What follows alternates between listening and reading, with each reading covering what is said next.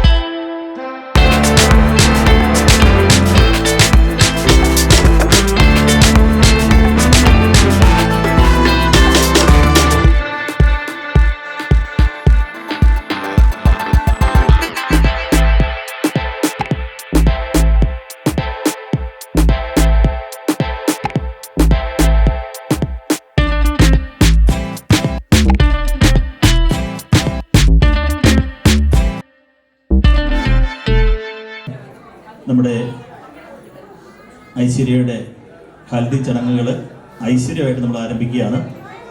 നമുക്കറിയാം, ഹൽദി എന്ന് പറയുന്ന ചടങ്ങ് നമ്മൾ കൂട്ടുകാരികൾ കൂട്ടുകാരിയെ കല്യാണത്തിലേക്ക് സന്തോഷത്തോടു കൂടി എത്തിക്കുന്ന ചടങ്ങാണ് ഹൽദി. നമുക്കറിയാം, മൈലാഞ്ചി എന്ന് പറയുന്ന ചടങ്ങ് പറയുമ്പോൾ നാളെ മൈലാഞ്ചി ചടങ്ങാണ്. സ്വന്തം കുട്ടിയെ അമ്മായിയുടെ ദിവസമാണ് നാളെ. അമ്മായി വേദിയിലേക്ക് കൂട്ടിക്കൊണ്ട് വന്ന് മൈലാഞ്ചി ഇട്ട് ഒരുക്കി പിറ്റേ ദിവസം വിവാഹത്തിലേക്ക് തയ്യാറെടുക്കുന്നു എന്നതാണ് മൈലാഞ്ചിയുടെ കൺസെപ്റ്റ്. ഇന്നത്തെ ദിവസം നമ്മൾ കൂട്ടുകാരികളും കൂടി നമ്മുടെ ഐശ്വര്യ നല്ല സുന്ദരി കുട്ടിയാക്കി മധുരം കൊടുത്ത് ആ ചടങ്ങിലേക്കാണ് നമ്മൾ കടന്നു പോകുന്നത്. ഏതായാലും നമ്മുടെ പ്രിയപ്പെട്ട ഐശ്വര്യയുടെ അർജുൻ്റെ അമ്മ എത്തിയിട്ടുണ്ട്. അർജുൻ്റെ അമ്മയെയും ഐശ്വര്യയുടെ അമ്മയെയും ഏറെ സ്നേഹത്തോടു കൂടി ഈ വേദിയിലേക്ക് മധുരം കൊടുക്കുന്നതിനെ ക്ഷണിക്കുന്നു. രണ്ടമ്മമാരെയും നമ്മൾ മധുരവെപ്പിലേക്ക് അല്ലെങ്കിൽ മധുരം കൊടുക്കുന്നതിലേക്ക് ക്ഷണിക്കുകയാണ്. നമുക്കറിയാം, കുഞ്ഞുനാൾ മുതൽ ഇന്ന് വരെയുള്ള ജീവിതത്തിൽ ഏറ്റവും കൂടുതൽ മധുരം കൊടുത്തൊരു അമ്മയാണ് വലസൈഡ് നിൽക്കുന്നത്. ഇനി മുമ്പോട്ടുള്ള ജീവിതത്തിൽ ഐശ്വര്യയുടെ ജീവിതം മധുരപൂർണ്ണമാക്കുന്നത് ഇനി അർജുൻ്റെ അമ്മയാണ്. രണ്ടുപേരും കൂടി ഐശ്വര്യയ്ക്ക് മധുരം കൊടുക്കുന്ന ചടങ്ങ്